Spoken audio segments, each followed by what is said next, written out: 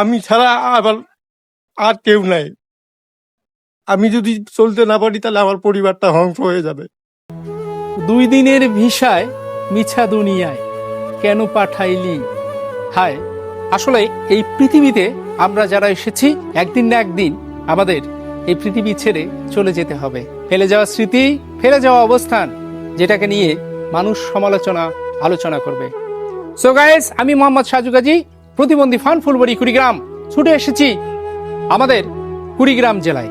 আমার বাসা থেকে প্রায় 40 কিলোমিটার দূরে আমার প্রিয় এক ভাই বেশ কিছুদিন ধরে আমাকে নক দিচ্ছে, দাদু আপনার সঙ্গে যদি আমার একটা বার সাক্ষাৎ হতো তাহলে খুব আনন্দিত হতাম, হয়তোবা আমার কষ্টটাকে একটু শেয়ার করতে পারতাম আপনার কাছে। তো আমি এসেছি আমার ওই প্রিয় ভাইয়ের কষ্টটাকে শেয়ার করে নেওয়ার জন্য। চলে আসেন, আপনাদেরকে সচক্ষে দেখাবো প্রিয় ভাইয়ের অবস্থান। দাদা, দাদা আছেন? আছেন আছেন।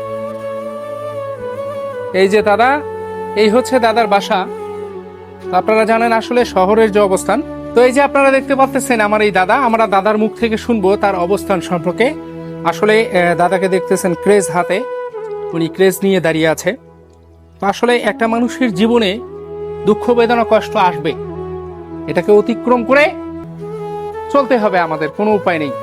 তো দাদা আসলে আপনি অনেকদিন ধরে আমাকে নক দেন, আমার আশা হয় না, আমি আসলে ব্যস্ততায় আসতে পারি না আপনার কাছে আপনার সঙ্গে কথা বলতে। আমি জানি যে আসলে আমাকে যারা নক দেয় তাদের দুঃখ কষ্ট বেদনাকে একটু শেয়ার করার জন্য আমাকে নক দেয়, আপনারা জানেন। তো দাদা, এটা কিভাবে হলো আপনার এই অবস্থানটা? আসসালামু আলাইকুম। আমি আসলে ফটোগ্রাফি করতাম, দীর্ঘদিন থেকে ফটোগ্রাফির সাথে যুক্ত আছি। আমার বাম পায়ের ভেইন প্রবলেম হয়, একটা ভেইন প্রবলেম হওয়ার কারণে রক্ত চলাচল বন্ধ হয়ে যায়। রক্ত চলাচল বন্ধ হয়, কিন্তু কোনো রকম পেইন কিলার খেয়ে থেমে যাইতো। তারপরে আস্তে আস্তে ধীরে ধীরে ধীরে ধীরে হিপ জয়েন্টে আমার রক্ত না যাওয়ার কারণে হিপ জয়েন্টটা আমার লক হয়ে যায়, আর ওটা মুভ করে না। যখন মুভ করা বন্ধ হয়ে যায় তখন আমি ডাক্তারকে দেখাইছি, যথেষ্ট মানে দৌড়ঝাঁপ করা, আমার স্টুডিওর যা কিছু ছিল সবকিছু এর মধ্যে শেষ করে ফেলছি, মানে আর কোনো সোর্স নাই। আমার বাড়ির অবস্থা দেখতে পাচ্ছেন আপনারা, আসলে পরিস্থিতিটা এত খারাপ অবস্থায় গেছে।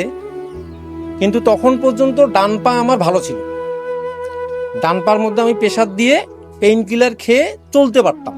কিন্তু দীর্ঘ রমজান মাসের পর থেকে ডান পায়ে দীর্ঘদিন প্রেসার দেওয়ার কারণে এই হিপচেরও একই সমস্যা দেখা দিচ্ছে।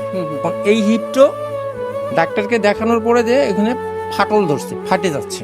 এই হিপ যদি ফাটে যায় তাহলে আমার 2 পা, এই পাও যদি লক হয়ে যায় তাহলে আমি আর সোজা হয়ে দাঁড়াইতে পারবো না, এই ক্ষমতাটা আমি হারাই ফেলবো। এই কারণেই আপনার কাছে আমি এতদিন থেকে আপনাকে নক দিচ্ছি যে আসেন একটু আমার কাছে, আমাকে একটু হেল্প করেন।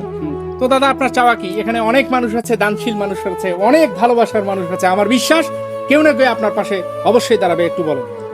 আমার চাওয়াটা হলো সারা বাংলাদেশের, সারা বিশ্বের মানুষের কাছে একটাই চাওয়া, সেটা হলো আমার এই হিপ জয়েন্ট রিপ্লেসমেন্টের যদি আপনারা একটু সহযোগিতা করেন। এখানে আমার যে পরিমাণ টাকা লাগবে এই পরিমাণ অর্থ আমার পরিবার, আমার বাবা মার পক্ষে যোগান দেওয়া সম্ভব না, এবং আমার কাছে আমি ছাড়া আর আমার কাছে কিছু নেই।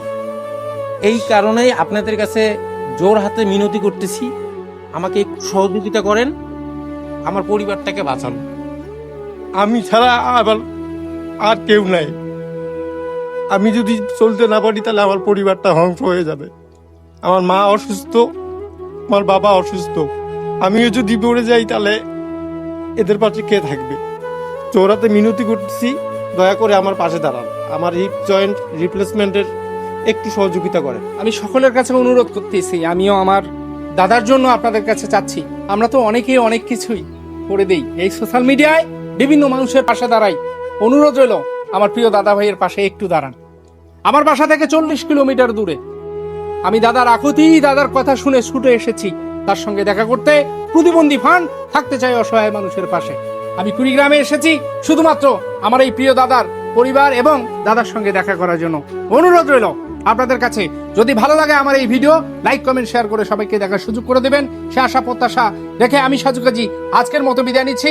আগামী নতুন কোনো ভিডিও দেখার আহ্বান জানিয়ে ভালো থাকবেন, সুস্থ থাকবেন। আল্লাহ হাফেজ।